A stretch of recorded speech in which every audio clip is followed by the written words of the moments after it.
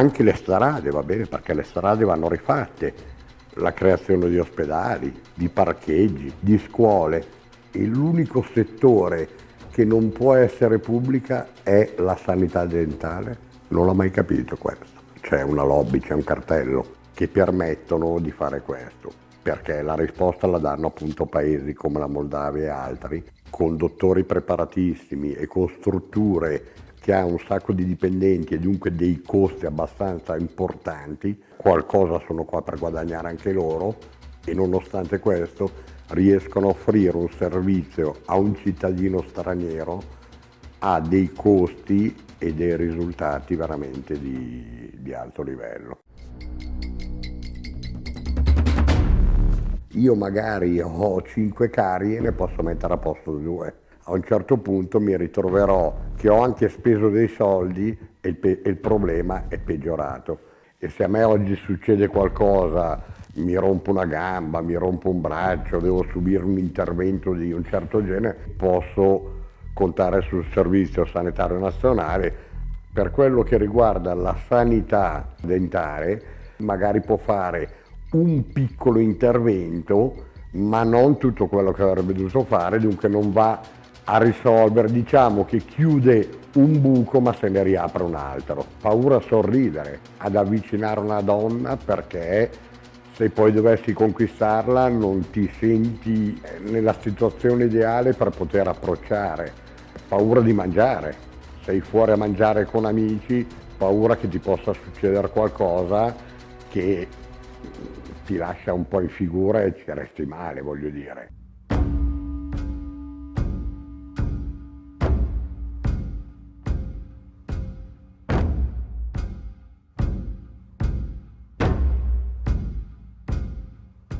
Ho sentito dire per esempio in Germania che ci sono dei controlli che tu devi fare regolarmente ogni 6 mesi, salvo perdere il diritto alle cure del servizio nazionale. Sono perfettamente d'accordo. Il medico dentista è equiparato al chirurgo, all'ortopedico, all'otorrinolaringoiatra, operano per conto dello Stato in policlinici pubblici. Il ricco del caso che vuole andare a spendere 100.000 euro per rifarsi una bocca perché vuole i denti in platino, lui può andare, però l'importante è che esista un servizio sanitario nazionale che possa andare a toccare le persone che non hanno, nonostante sono dei lavoratori e pagano le tasse, non hanno la possibilità di intervenire. Se tu vai a dirgli vado in un paese straniero, che sia la Moldavia, che sia l'Albania, ma là usano materiali scadenti, non sapendo cosa dire si arrampicano sui vetri con queste giustificazioni.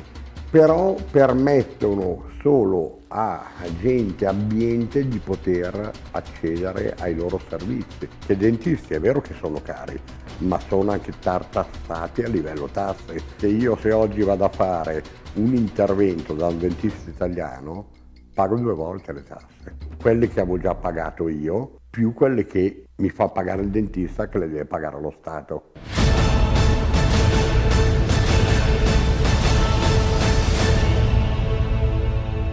La colpa è sempre dello Stato.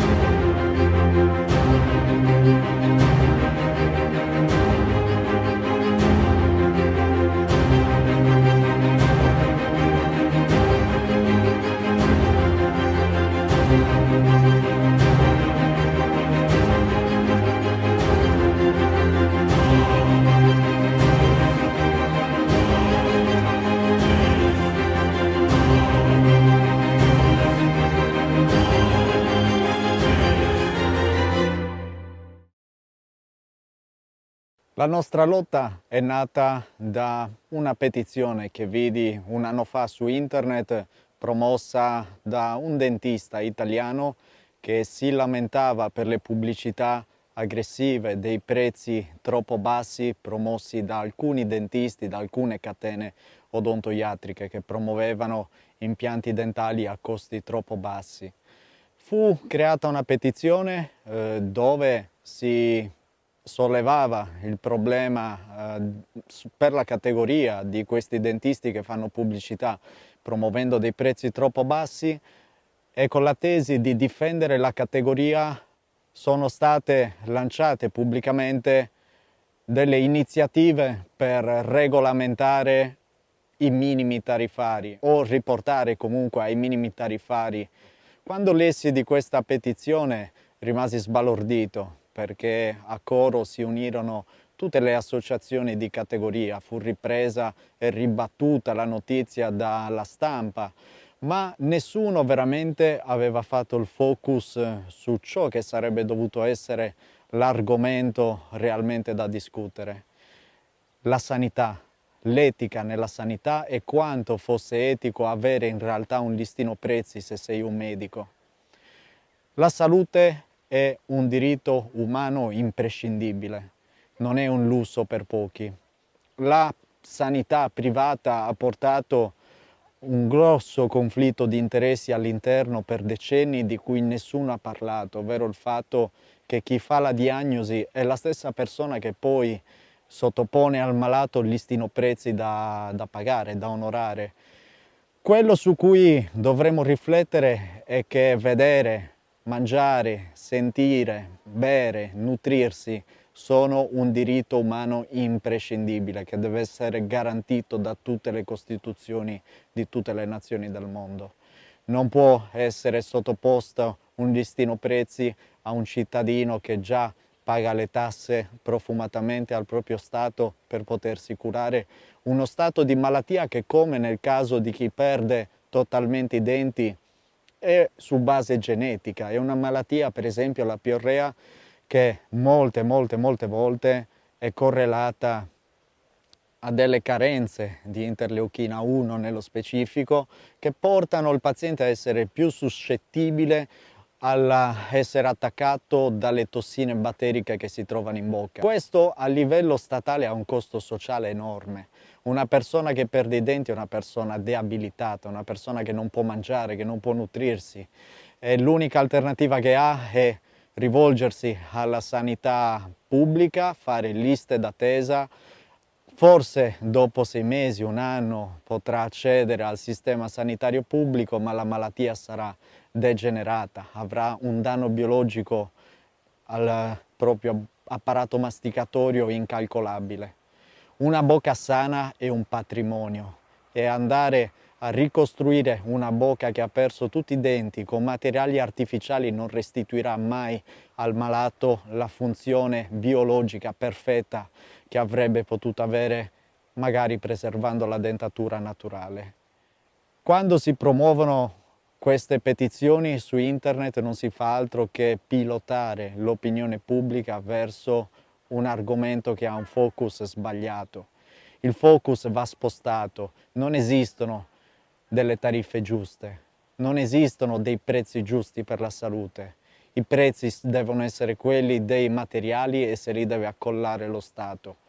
E l'opera dei professionisti medici deve essere riconosciuta dallo Stato come una opera di utilità. Lo stesso Stato che ha già preso soldi dal malato. Ricorda, vivi in un paese dove vengono tassate le pensioni. Il mandante è lo Stato ed è contro lo Stato che bisogna lottare. Tutti gli ordini dei medici, tutti i professionisti dovrebbero far approvare un nuovo regolamento che prevede che gli stessi iscritti agli albi siano pagati dallo Stato. Quando lessi quella petizione, scrissi la contropetizione per spostare il focus su quello che era il vero problema. Quando vedo in televisione personaggi che discutono su quale sia il prezzo giusto da far pagare un malato, mi chiedo: ma perché nessuno domanda: dovrebbe veramente il dentista avere un listino prezzi? Forse non è conveniente fare questa domanda. Forse ci sono delle lobby a cui conviene mettere i prezzi sulla salute dei cittadini. La prevenzione è l'unica cosa realmente che dovrebbe fare, a mio parere, un medico sui propri malati. In Germania i cittadini sono obbligati a presentarsi ogni 6 mesi alle visite di controllo. Se non ti presenti alla visita di controllo perdi la copertura sanitaria. Questo è un modello giusto. Evitare che si crei la malattia. Ci sono paesi dove si paga il dentista per stare bene. In altri paesi si paga il dentista quando si è malati. È un conflitto di interessi questo. Dottore, se io sto male ti pago. No, dovrebbe essere il contrario. Dottore, se io sto bene ti pago, ma il giorno in cui mi ammalo smetto di pagarti. Dovrebbe esistere una vigilanza a livello statale che vigila sulla qualità dei medici di quello Stato. Fare dei controlli a campione sulle terapie che vengono erogate, di modo che non ci siano più scandali come quelli che abbiamo visto questi anni di medici che propongono terapie a malati che in realtà poi non sono necessarie. Tutto nasce dal grande conflitto di interessi che c'è dentro alla sanità e dentro molte altre professioni. Il medico dovrebbe essere qualcosa che uno fa non per professione ma per vocazione.